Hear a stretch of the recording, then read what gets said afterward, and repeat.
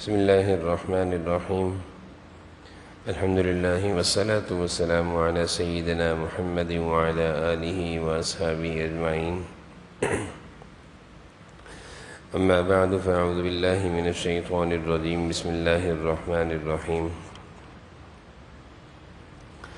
والذين تبوأوا الدار والإيمان من قبلهم يحبون من هاجر إليهم ولا يجدون في صدورهم حاجة مما أوتوا ويؤثرون على أنفسهم ولو كان بهم خصاصة ومن يوق شح نفسه فأولئك هم المفلحون.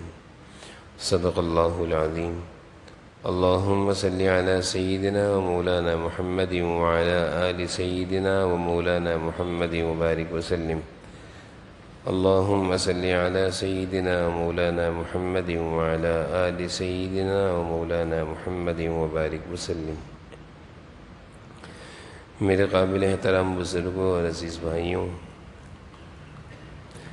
اللہ تعالیٰ نے انسانوں کو انسانوں سے جوڑا ہے،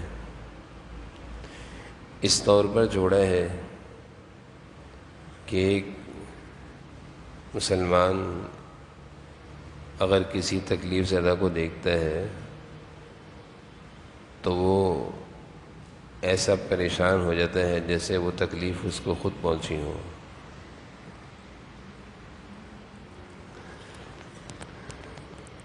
کسی تکلیف زدہ اور پریشان حال کو دیکھ کر اتنا پریشان ہو جانا کہ ایسا معلوم ہونے لگے کہ یہ تکلیف مجھے پہنچی ہے، صحیح معنوں میں انسانیت کا احساس اسی کو کہتے ہیں۔ اور اس سے بڑھ کر کسی تکلیف زدہ، پریشان حال، مصیبت زدہ کو دیکھ کر اپنی تکلیف کو بھول جانا، اپنی پریشانی کو بھول جانا، اپنی بھوک پیاس کو بھول جانا، یہ اعلیٰ درجے کی انسانیت کی ہمدردی رکھنے والا انسان ہے۔ اعلیٰ درجہ ایک تو یہ ہے کہ دوسرے کی تکلیف کو دیکھ کر اس پریشان ہو جانا، اپنی تکلیف کو بھی بھول جانا، یہ بہت بڑی خوبی ہے۔ اور پھر اس کے ساتھ اس بات کی کوشش کرنا کہ کوئی تکلیف زیادہ، پریشان حال، مصیبت زیادہ، ضرورت مند، بھوکا پیاسا میرے پاس آئے اور میں اس کی ضرورت کو پورا کروں، اس بات کی کوشش کرنا، دل میں خواہش رکھنا، یہ بہت بڑی خوبی اور بہت بڑی عادت ہے۔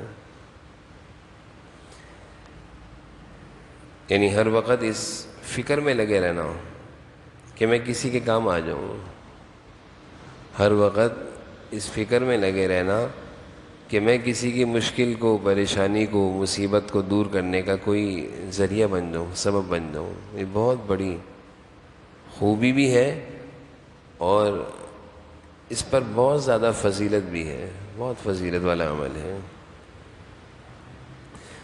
حضرت علی ایک دفعہ فرمانے لگے، حضرت علی رضی اللہ عنہ، کہ مجھے نہیں معلوم کہ اللہ تعالیٰ نے ان دو نعمتوں میں سے کون سی نعمتوں سے نواز کر مجھ پر احسان کیا ہے۔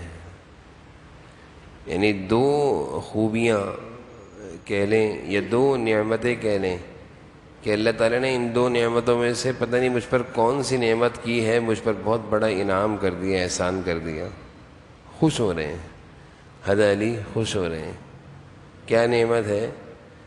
فرمایا کہ ایک یہ کہ ایک آدمی یہ امید لگا کر میری طرف آئے کہ میں علی کے پاس جاؤں گا اور اپنی ضرورت کا اظہار کروں گا، حضرت علی میری ضرورت کو پورا کر دیں گے۔ تو کہا کہ یہ اللہ کی ایسی نعمت ہے کہ اللہ نے مجھے نوازا ہے، خوش ہو رہے ہیں۔ یعنی کوئی ضرورت مند آدمی اپنی واقعی ضرورت اور مجبوری میں خاموشی سے ہمارے پاس آتا ہے، ہمارے دروازہ دستک دیتا ہے، یہ ہمیں کسی بھی طرح اپنی ضرورت سے اظہار کرتا ہے، تو حضرت علی فرما رہے ہیں یہ بہت بڑی اللہ کی مجھ پر نعمت ہے، انعام ہے، اللہ نے مجھے نوازا ہے، ایک یہ. اور دوسرا یہ کہہ رہے ہیں کہ یہ بھی اللہ کی، اب مجھے اس کا بھی مجھ سے اپنی، یہ بھی مجھے اللہ کی بڑی نعمت معلوم ہوتی ہے کہ میں اس کی ضرورت کو پورا کر دوں، میں اس کی ضرورت کو پورا کر دوں. میرے پاس کوئی ضرورت اور امید لے کر آیا اور میں نے اس کی ضرورت اور امید کو پورا کر دیا. کہا کہ یہ اللہ کے مجھ پر دو انعام ہیں. خوش ہو رہے ہیں. حضرت علی اور حضرت فاطمہ، تمام صحابہ اس جذبے کو بہت زیادہ رکھتے تھے، لیکن حضرت علی حضرت فاطمہ رضی اللہ عنہ کے بارے میں آتا ہے یہ عجیب ہی جذبہ رکھتے تھے. یعنی کھاتے کھاتے اکثر ایسا ہوتا تھا کہ کئی دن کھانے کے بعد، کئی دن فاقے کے بعد، آج کہیں سے حضرت علی کچھ لے کر آ گئے، روٹی بنا کر بیٹھے کھانے کے لیے، دروازے پر کوئی مانگنے والا آ گیا، اٹھا کر دے دی اس کو، تم کھا لو بھائی. اپنی بھوک بھول گئے. ایک موقع پر حضرت علی 3 دن سے گھر میں کچھ نہیں تھا کھانے کو، تو حضرت علی نے کہیں گئے، مزدوری کی، یہ واقعہ حدیث میں موجود ہے، اور مزدوری کر کے نا کچھ پیسے ملے، اس سے نا کچھ گندم خرید لی، گندم یا جو آٹا خرید لیا، اور گھر پہ لائے. حضرت فاطمہ سے کہا کہ اے فاطمہ، یہ میں نے آج کچھ محنت مزدوری کری تو کچھ آٹا لے کر آیا ہوں، گھر میں 3 دن سے روٹی بنی نہیں ہے، یہ روٹی بنا لو آج اس کی. حضرت فاطمہ رضی اللہ عنہ نے اس کو پیسا، اور پیسنے کے بعد اس کی روٹی بنائی. روٹیاں بنی 4، ایک حضرت حسن، ایک حضرت حسین، ایک حضرت علی اور ایک حضرت فاطمہ. یہ واقعہ حضرت فاطمہ کے غالباً روایت سے ہے. فرمانے لگے کہ ہم دسترخوان پر بیٹھ گئے روٹی کھانے کے لیے، تو حضرت فاطمہ فرماتی میں نے ایک روٹی تو حضرت علی کو دی، حضرت حسین کو دی، حضرت حسن کو دی، اور ایک روٹی میرے حصے میں آئی. فرمانے لگی جب میں نے وہ روٹی کھانا شروع کری تو ایک دم میرے دل میں حضور اکرم صلی اللہ علیہ وسلم کا خیال آیا، ابا کا خیال آیا. حضرت فاطمہ جناب نبی کریم صلی اللہ علیہ وسلم کی شہیدی لخت جگر تھیں، بیٹی تھیں. کہنے لگی مجھے ابا کا خیال آ گیا کہ ابا کے ہاں بھی کئی دن ہو جاتے ہیں چولہا نہیں جلتا. کہا جیسے ہی خیال آیا تو میں نے اس میں سے اپنی روٹی میں سے آدھی توڑ لی، اور میں دوپٹہ اوڑھی ہوئی تھی، اس دوپٹے کے کنارے پر میں نے باندھ لی، جیسے عورتیں باندھ لیتی ہیں روٹی، باندھ لی. اور جب کھا کر فارغ ہوئے تو میں حضور اکرم صلی اللہ علیہ وسلم کے پاس چلی گئی. قریب تھا آپ کا حجرہ، اور میں نے جا کر دروازے کو دستک دی اور میں نے کہا فاطمہ. آپ صلی اللہ علیہ وسلم جب حضرت فاطمہ آپ کے پاس تشریف لاتی آپ ان کا کھڑے ہو کر استقبال کرتے تھے، میری پیاری بیٹی آ گئی. اور بعض روایت میں آتا ہے کہ ان کے ہاتھ کو بھی چوما کرتے تھے، میری بیٹی آ گئی. حضور اکرم صلی اللہ علیہ وسلم بیٹیوں سے بہت محبت کیا کرتے تھے. ہمارے یہاں تو نعوذ باللہ، اللہ کی پناہ، بیٹیوں کی ولادت پر ناراضگی کا اظہار کرتے ہیں. حضور اکرم صلی اللہ علیہ وسلم حضرت فاطمہ کو عزت دیا کرتے تھے، عزت کہ میری بیٹی ہے، عزت دیتے تھے. تو جیسے حضرت فاطمہ آئیں حضور صلی اللہ علیہ وسلم نے کہا کہ اے میری بیٹی کیسے اس وقت آئی تم، دوپہر کا وقت ہے. کہا کہ ابا علی کہیں سے محنت مزدوری کر کے کچھ آٹا لائے تھے، 4 روٹیاں بنی تھیں، سب کے حصے میں ایک روٹی آئی. جب کھانے بیٹھے تو میرے دل میں ایک دم آپ کا خیال آ گیا، اور میں نے اس خیال سے تھوڑی روٹی کھائی، باقی چھوڑ دی، آپ کے لیے رکھ لی. حضور اکرم صلی اللہ علیہ وسلم کی آنکھوں میں آنسو آ گئے اور کہنے لگی بیٹی 3 دن سے روٹی نہیں کھائی، 3 دن سے میں نے بھی کچھ نہیں کھایا، 3 دن سے میرے پیٹ میں بھی روٹی کا نوالا نہیں گیا. اور یہ کہہ کر آپ نے حضرت فاطمہ کے ہاتھ سے روٹی لی اور کھائی. تو حضرت علی اور حضرت فاطمہ اور دیگر تمام صحابہ سب کے ہاں یہ جذبہ تھا کہ اپنی بھوک کو بھول جایا کرتے تھے دوسروں کی بھوک کا سوچ کر. اور اگر ان کے پاس کوئی آتا اپنی ضرورت کو لے کر تو یہ خوش ہوا کرتے تھے کہ ہائے میں اس قابل ہوں، اللہ نے مجھے اس قابل کیا کہ میں کسی کی ضرورت پوری کر رہا ہوں. خوش ہوا کرتے تھے. یہ بڑی خوش نصیبی کی بات تھی ان کے لیے. ایک موقع پر حضرت علی فرمانے لگے میں کسی مسلمان کی ایک ضرورت پوری کر دوں، یعنی میں اس کے کوئی ایک کام کر دوں، اس کو کھانے کی ضرورت ہے میں کھانا کھلا دوں، پانی پلا دوں، تو کہنے لگے مجھے یہ زمین بھر سونا چاندی ملنے سے زیادہ پسند ہے۔ جذبہ دیکھیں، حضرت علی رضی اللہ عنہ کا جذبہ دیکھیں کہ کوئی مسلمان میرے پاس آئے، اپنی کوئی ضرورت و مجبوری یا پریشانی، بیماری، بھوک پیاس لے کر میرے پاس آئے اور میں اس کی ضرورت پوری کر دوں، تو یہ مجھے پسند ہے کہ مجھے زمین بھر کے سونا چاندی مل جائے، اس سے زیادہ مجھے یہ پسند ہے کہ میں کسی کا کام کر دوں، کسی کو کچھ کھلا دوں، کسی پیاسے کو پانی پلا دوں۔ یہ جذبات تھے صحابہ کے، اور یہ سارے جذبات حضور اکرم صلی اللہ علیہ وسلم کی صحبت میں رہ کر بنے تھے کہ آپ صلی اللہ علیہ وسلم نے ان کی تربیت ایسی کی تھی، ان کی تربیت ایسی کی تھی کہ اپنی بیماری، اپنی تکلیف، اپنی بھوک و پیاس کو دوسرے کی تکلیف دیکھ کے بھول جانا۔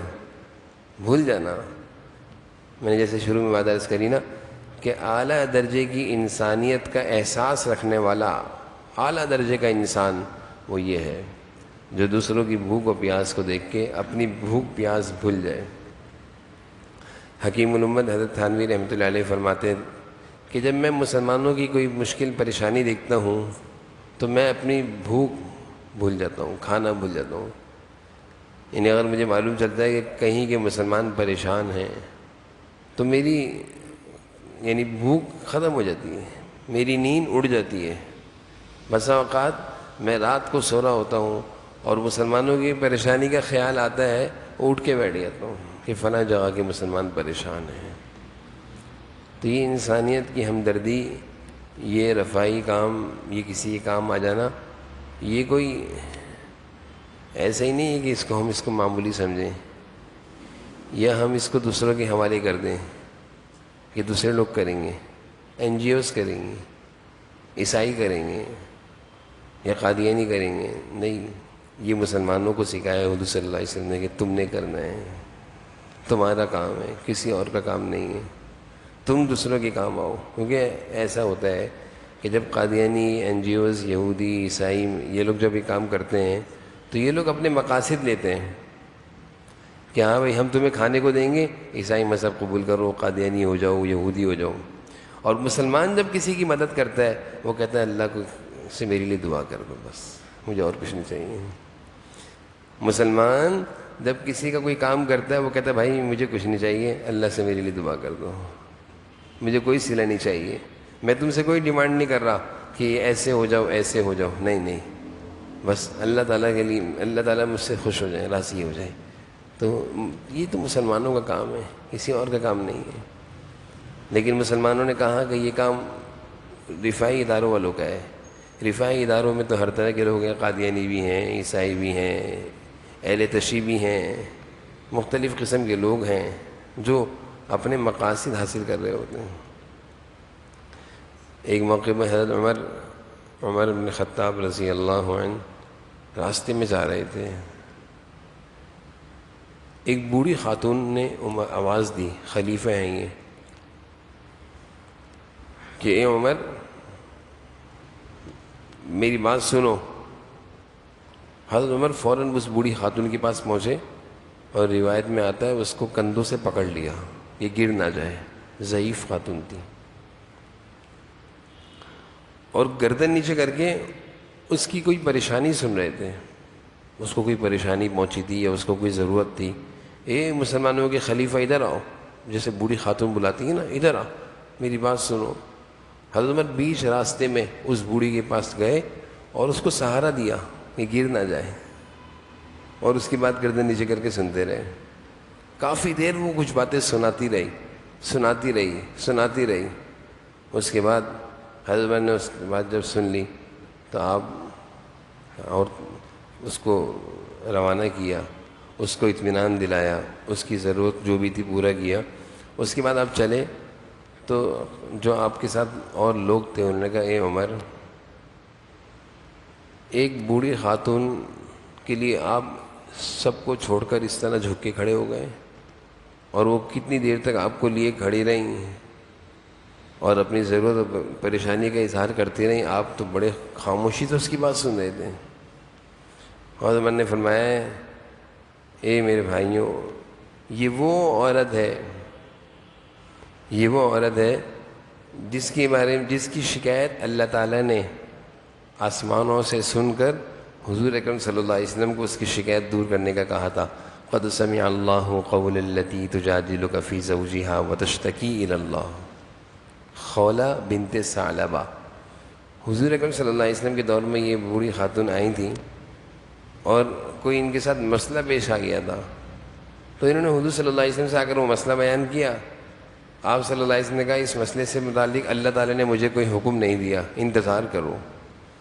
تو یہ بار بار آپ کے پاس چکر لگاتی رہی کہ اب اللہ کا حکم آ گیا، اب اللہ کی کوئی آیت اتر گئی۔ اللہ تعالیٰ نے آسمانوں سے فوراً اعلان کیا قد سمع اللہ، میں نے اس بوڑھی عورت کی بات سن لی ہے اور اس کے مسئلے کا حل یہ ہے۔ 28ویں سپارے کی شروع کی آیتیں تقریباً 4-5 آیتیں اس عورت کی شکایت دور کرنے میں، اس کے مسئلے کو حل کرنے میں اللہ تعالیٰ نے آسمان سے اتار دی۔ یہ اپنا مسئلہ لے کر آئی تھی، شرعی مسئلہ تھا، حضور صلی اللہ علیہ وسلم کے پاس اس مسئلے کا جواب نہیں تھا۔ ابھی اللہ نے اس کے بارے میں بھی کوئی وضاحت نہیں کری، اور نبی اللہ کی ہدایت پر چلتے ہیں، تو وہ بار بار چکر لگاتی رہی۔ اللہ تعالیٰ نے اس کے مسئلے کو دور کرنے کا اعلان آسمانوں سے کر دیا، قرآن کی آیتیں اتار دی، اس مسئلے کا حل بتا دیا۔ تو حضرت عمر نے کہا یہ وہ عورت ہے جس کی شکایت اللہ تعالیٰ نے آسمانوں سے سن کر اس کا جواب دیا، تو میں اس عورت کے لیے کھڑے ہو کر اس کی شکایت نہیں سنوں گا؟ اس کا تو بڑا اونچا مقام ہے، اس کے مقام کے آگے تو حضور صلی اللہ علیہ وسلم خاموش تھے، اللہ تعالیٰ نے جواب دیا ہے، تو میری کیا حیثیت ہے؟ تو یہ صحابہ کا جذبہ تھا کہ کوئی ضرورت مند اگر آ جائے تو بے قرار اور پریشان ہو جانا۔ حضرت عبداللہ بن عباس رضی اللہ عنہ کے بارے میں آتا ہے، حضور صلی اللہ علیہ وسلم کے چچا زاد بھائی تھے۔ قرآن کریم کی تفسیر کو حضور اکرم صلی اللہ علیہ وسلم سے سیکھنے والے سب سے زیادہ تفسیر کا علم رکھنے والے عبداللہ بن عباس تھے۔ حضور اکرم صلی اللہ علیہ وسلم کی خدمت کیا کرتے تھے۔ آپ صلی اللہ علیہ وسلم نے ان کو دعا دی تھی اللہ تعالیٰ تمہیں دین کی سمجھ عطا فرما دے۔ اس دعا کی برکت تھی کہ قرآن کریم کا مفہوم، اس کی تفسیر حضرت عبداللہ بن عباس کی جو رائے تھی، سارے صحابہ اس رائے کے آگے بولتے رہے یہ صحیح کہہ رہے ہیں۔ یہ حتیٰ کہ حضرت عمر جب تفسیر قرآن کے بارے میں کوئی چیز سمجھنے سے پریشان ہوتے تو عبداللہ بن عباس کو بلاتے ہیں، جبکہ یہ کم عمر تھے، کہ عبداللہ بن عباس جو کہیں گے وہ صحیح ہوگی بات۔ ان کا یہ مقام تھا، نوجوان تھے۔ حضور صلی اللہ علیہ وسلم کے زمانے میں ان کی عمر 14 سال 15 سال تھی، لیکن حضور صلی اللہ علیہ وسلم کے ساتھ ساتھ رہتے تھے، ہر وقت ساتھ رہتے تھے، خدمت کیا کرتے تھے۔ ایک دفعہ یہ حضور صلی اللہ علیہ وسلم کی مسجد میں اعتکاف کر رہے تھے۔ حضرت عبداللہ بن عباس مسجد نبوی میں اعتکاف معتکف تھے۔ ان کے پاس ایک شخص آیا اور سلام کیا اور چپ چاپ بیٹھ گیا۔ حضرت عبداللہ بن عباس کے پاس ایک شخص آیا، سلام کیا اور خاموش بیٹھ گیا۔ حضرت عبداللہ بن عباس نے اس سے فرمایا کہ میں تمہیں پریشان دیکھ رہا ہوں، میں تمہیں غمزدہ دیکھ رہا ہوں، کیا بات ہے؟ ظاہر کیوں نہیں کرتے؟ بتاتے کیوں نہیں ہو؟ کیا پریشانی ہے؟ کیا ضرورت ہے؟ کیا مشکل ہے؟ وہ کہنے لگا اے اللہ کے رسول کے چچا کے بیٹے، وہ کہنے لگا اے محمد الرسول اللہ کے چچا کے بیٹے۔ عبداللہ بن عباس سے ہوگا کہ اے حضور صلی اللہ علیہ وسلم کے چچا کے بیٹے، آپ صحیح کہہ رہے ہیں، میں بہت پریشان ہوں، آپ صحیح کہہ رہے ہیں، میں بہت پریشان ہوں، اور فلاں آدمی ہے اس کا مجھ پر حق ہے۔ اور حضور اکرم صلی اللہ علیہ وسلم کی قبر کی طرف، روضہ مبارک کی طرف اشارہ کر کے کہا کہ اس قبر والے کی عزت کی قسم، اس آدمی نے حضرت عبداللہ بن عباس سے حضور اکرم صلی اللہ علیہ وسلم کے روضہ مبارک کی طرف اشارہ کر کے کہا اس قبر والے کی عزت کی قسم، میں اس کے حق ادا کرنے پر قادر نہیں ہوں، میرے پاس نہیں ہے، جو میں نے اس کا حق دینا ہے میں نہیں دے سکتا، میرے پاس کچھ نہیں ہے۔ اب کیا کریں؟ صاحب حق تو اپنا حق نہیں چھوڑے گا، لے کر رہے گا۔ عبداللہ بن عباس نے کہا اچھا میں ایسا کرتا ہوں کہ اگر میں اس سے تمہاری سفارش کروں کہ وہ تمہیں رعایت دے دے یا معاف کر دے یا مہلت دے دے؟ تو وہ شخص کہنے لگا اگر آپ مناسب سمجھیں تو چلیں، سفارش کر دیں، کیونکہ آپ حضور اکرم صلی اللہ علیہ وسلم کے چچا کے بیٹے ہیں، آپ کی بات کو وہ اہمیت دے دے گا۔ تو مجھے تو مہلت نہیں دے رہا، رعایت نہیں دے رہا، لیکن اگر آپ جائیں گے، آپ کی نسبت جناب نبی کریم صلی اللہ علیہ وسلم کے ساتھ اونچی ہے، تو ہو سکتا ہے آپ کی بات سن کر مجھے رعایت دے دیں۔ حضرت عبداللہ بن عباس نے یہ سن کر کہا، جوتا پہن کر مسجد سے باہر تشریف لیا کہ لاؤ میرا جوتا، چپل پہنی اور مسجد سے باہر۔ جلدی سے اس شخص نے کہا کہ عبداللہ آپ کیا اپنا اعتکاف بھول گئے ہیں؟ اس شخص نے کہا جو پریشانی لے کر آیا تھا، عبداللہ آپ اپنے اعتکاف بھول گئے ہیں؟ آپ تو اعتکاف سے ہیں، آپ ایک دم سے میری ضرورت پریشانی کے لیے، سفارش کرنے کے لیے، دور کرنے کے لیے آپ نے چپل لی اور باہر نکل کر آ گئے، آپ کا تو اعتکاف ٹوٹ گیا، یہ بھول گئے ہیں کیا؟ فرمایا بھولا نہیں ہوں، مجھے پتہ ہے میں اعتکاف سے تھا اور میں مسجد نبوی میں معتکف تھا، اعتکاف کر رہا تھا، اور میں تمہاری پریشانی کو سن کر باہر نکل آیا، مجھے معلوم ہے میرا اعتکاف ختم ہو گیا ہے۔ اور فرمایا بھولا نہیں ہوں، بلکہ میں نے حضور اکرم صلی اللہ علیہ وسلم کی قبر مبارک کی طرف اشارہ کر کے کہا کہ اس قبر والے سے سنا ہے۔ جناب نبی کریم صلی اللہ علیہ وسلم کے روضہ مبارک کی طرف حضرت عبداللہ بن عباس رضی اللہ عنہ نے اشارہ کر کے کہا کہ میں نے اس قبر والے سے سنا ہے، اور زیادہ عرصہ نہیں گزرا، ابھی کچھ زمانے پہلے سنا تھا، حدیث سنی تھی۔ کیا تھی؟ اور یہ لفظ کہتے ہوئے آنسو بہنے لگ گئے۔ حضرت عبداللہ بن عباس نے یہ کہا نا کہ زیادہ عرصہ نہیں گزرا، ابھی حضور صلی اللہ علیہ وسلم نے ہمیں کہا تھا اور اب وہ ہمارے درمیان نہیں ہے۔ ایک یاد آ گئی، حضور صلی اللہ علیہ وسلم کی یاد آ گئی، آنسو بہنے لگے، اور فرمایا کہ حضور صلی اللہ علیہ وسلم فرما رہے تھے، آپ صلی اللہ علیہ وسلم کی زبان مبارک سے میں نے سنا تھا، یعنی اس قبر والے سے سنا تھا کہ جو شخص اپنے بھائی کے کام کے لیے چلے، جو شخص اپنے کسی مسلمان بھائی کی ضرورت، حاجت، کوئی بھی چیز اس کی پوری کرنے کے لیے چلے، اور اس کی ضرورت اور حاجت پوری کرنے میں کامیاب ہو جائے، اس کے کام میں کامیاب ہو جائے، اس کا کام کر دے، تو اس کے لیے 10 سال کے اعتکاف سے افضل ہے۔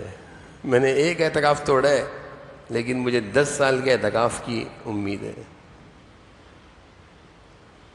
فرمایا کہ حضور صلی اللہ علیہ وسلم سے میں نے سنا کہ جو شخص کسی مسلمان کی ضرورت اور حاجت کو پورا کرنے کے لیے چلے اور اس کی ضرورت اور حاجت پوری کرنے کا سبب بن جائے، تو اس کے لیے 10 سال کے اعتکاف سے افضل ہے۔ 10 سال کا اعتکاف، ایک سال میں 365 دن ہوتے ہیں، اور فرمایا ہے کہ جو شخص ایک دن کا اعتکاف کرے اللہ کی رضا کے لیے، تو اللہ تعالیٰ اس کے اور جہنم کے درمیان 3 خندقیں بڑی بڑی آڑ کر دیتے ہیں، بڑی بڑی 3 خندقیں رکاوٹ بن جاتی ہے کہ وہ جہنم میں نہیں جائے گا۔ ایک دن کے اعتکاف پر 3 خندقیں، بڑی بڑی خندقیں، اور جو شخص، اور ان خندقوں کی مسافت کیا ہے کہ ایک خندق کی مسافت زمین اور آسمان کے درمیان، اتنی بڑی بڑی خندقیں اللہ تعالیٰ ایک دن کے اعتکاف پر 3 خندقوں کی دوری کر دیتے ہیں ایسے آدمی کو جہنم سے۔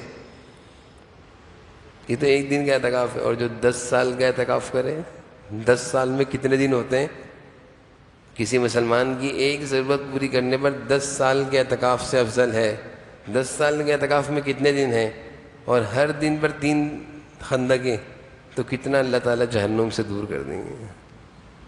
حضرت عبداللہ بن عباس نے کہا کہ میں نے تیرے خاطر ایسے اعتکاف نہیں توڑا، میرے سامنے حضور جناب نبی کریم صلی اللہ علیہ وسلم کی یہ حدیث ہے کہ کسی مسلمان کی ضرورت اور حاجت پورا کرنے پر 10 سال کے اعتکاف سے افضل ہے، میں اس چیز کو سامنے رکھ کر نکل پڑا ہوں۔ تو یہ ساری باتیں، یہ فضائل، یہ احادیث مبارکہ جو میں نے آپ کے سامنے رکھی ہیں، یہ موقع محل کے لحاظ سے رکھی ہیں۔ ہم سب کو معلوم ہے جو آج ہمارے ملک میں جن علاقوں میں سیلاب آئے ہیں، وہاں کی جو حالات ہیں وہ ہمارے سامنے ہیں، بہت ہی زیادہ وہاں کے لوگوں کا برا حال ہے۔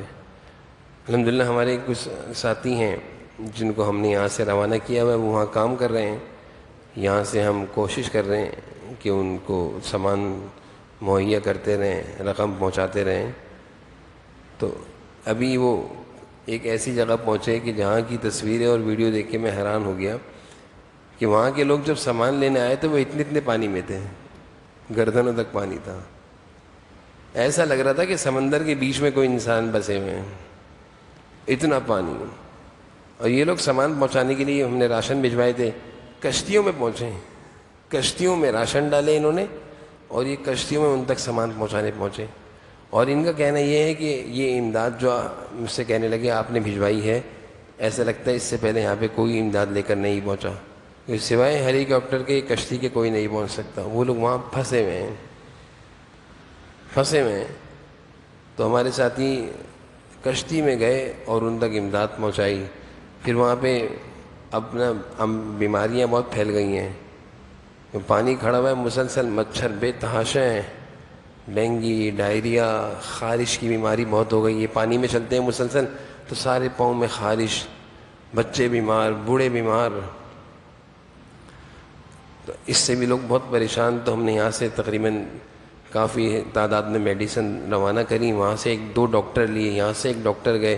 2 دن سے میڈیکل کیمپ لگا ہوا ہے جو صرف ہم دوائیاں دے رہے ہیں اور لوگوں کو چیک کر رہے ہیں. لیکن حالات بہت خراب ہیں. بیچارے ایسے ہیں کہ وہ ہر طرف پانی دکھ رہا ہے، ان کی زمینیں قدوں سے زیادہ پانی میں ڈوبی ہوئی ہیں، یعنی ہمارے قدوں سے زیادہ پانی ہے. آپ اندازہ لگائیں جس جگہ انسان چلتے ہیں وہاں پہ کشتیاں چل رہی ہیں.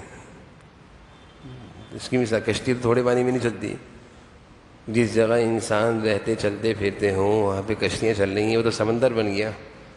تو اس وقت لوگ پریشان ہیں. ہمارے حضرت مفتی عبدالرؤف سکروی صاحب دامت برکاتہم نے منگل کے دن ہم ان کی خدمت میں حاضر ہوتے، فرمایا کہ بھائی سب سے پہلا کام تو یہ کرو، ان کے لیے دعائیں کرو. سب سے آسان بھی ہے. اگر ہم ان کے ساتھ امداد نہیں کر سکتے تو کم از کم دعا تو کر سکتے ہیں کہ اللہ تعالیٰ ان کو اس پریشانی سے نکال دیں. کیونکہ جو حالات ہیں اتنی جلدی پریشانی سے نہیں نکلیں گے. وہاں کے لوگ کہہ رہے ہیں کہ آسان نہیں ہے کہ یہ مہینے بھر میں ہی سب ختم ہو جائے گا. آسان نہیں ہے، بہت مشکل ہے. پانی جائے گا کہاں، کیسے جائے گا؟ تو ہمارے حضرت مفتی عبدالرؤف سکروی صاحب دامت برکاتہم فرمانے لگے بھائی سب سے پہلا کام تو یہ کرو، ان کے لیے دعائیں کرو، خوب دعائیں کرو. اور فرمایا دوسری چیز یہ ہے کہ اگر ان کے لیے کچھ کر سکتے ہو یا کسی دوسرے کو ان کے لیے کچھ کرنے پر آمادہ کر سکتے ہو تو احادیث کی روشنی میں فضائل بیان کرو. انسانوں کی خدمت پر احادیث میں جو فضائل آئے ہیں وہ بیان کرو. پھر حضرت نے ہمیں ایک کتابچہ دیا، حضرت مفتی عبدالرؤف سکروی صاحب دامت برکاتہم نے ایک کتابچہ دیا کہ یہ کتابچہ لے جاؤ، اس میں نے ساری حدیثیں جمع کر دی ہیں، اس کتابچے کو پڑھ کر سناؤ لوگوں کو. یہ کسی مسلمان کی مدد کرنا، کسی انسان کی مدد کرنے پر کیا ثواب ہے، وہ کتابچہ دیا. تو اس وقت ہمارے سامنے ہے، مشکل وقت میں ہیں وہ لوگ، ان کے حالات جیسے بھی ہوں. غربت ہے، غربت میں انسان بہت کچھ کر جاتا ہے. نہ وہاں تعلیم ہے، نہ وہاں روزگار ہے، نہ وہاں پہ انسانیت کو زندگی گزارنے کے آداب سکھائے ہیں. تو کچھ انسانیت سے گری ہوئی حرکتیں وہاں پہ نظر آتی ہیں تو لوگ کہتے ہیں وہ تو ایسے ہیں. مثال ہے، کہیں راشن چھین لیا، کہیں سامان چھین لیا، تو لوگ کہتے ہیں نہیں وہاں نہیں جاؤ، وہاں تو ایسے ہیں. بھائی وہاں جاؤ پتہ چلے گا کہ ان کے ساتھ ایسا ہو گیا، وہ پریشان ہیں. بھوکے کو کچھ بھی ملتا ہے تو وہ چھین کر کھاتا ہے. ہم تو کیونکہ عزت سے کھاتے ہیں، اپنے گھروں میں دسترخوان پہ کھانا لگا کر کھاتے ہیں، تو ہم تو کھانے پینے کے آداب سے واقف ہیں.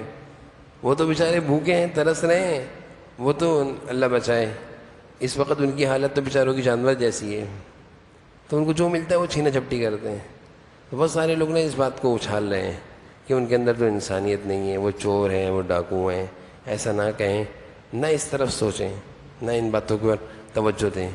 ایک عمومی فضا دکھ رہی ہے کہ بھائی اتنا پانی آ گیا تو واقعی پریشانی تو ہوگی، تو ہم ان کی مدد کریں اور ان کے ساتھ تعاون کریں اور ان کے لیے دعائیں کریں. اس سلسلے میں ایک ادارہ ہے بیت السلام کے نام سے، جس کے بانی ہیں مولانا عبدالستار صاحب دامت برکاتہم، جو کہ ڈیفینس میں ان کا مرکز بھی ہے، بہت کام کر رہا ہے. ہم ان کے ساتھ بھی لگ سکتے ہیں۔ اسی طرح ہمارے الخدمت کے جماعت اسلامی کے ساتھی بھی کافی کام کر رہے ہیں، تو جس کے ساتھ اور اگر ممکن ہو تو کوئی مشکل نہیں ہے۔ ہمارے ساتھی گئے ہیں گاڑی میں 3.5 گھنٹے لگے ہیں، اور نواب شاہ کے اطراف میں سعید آباد ہے، سعید آباد کے ساتھ یہ سارے علاقے جو ہیں یہ سب ڈوبے ہوئے ہیں، تو 3-3.5 گھنٹے میں اپنی گاڑی میں وہ لوگ پہنچ گئے۔ کل سامان دے کر روانہ کیا، آج بھی صبح میڈیسن کافی ساری روانہ کری تھی، 10 بجے کے قریب گئی تھی، ابھی پہنچ گئی ہیں۔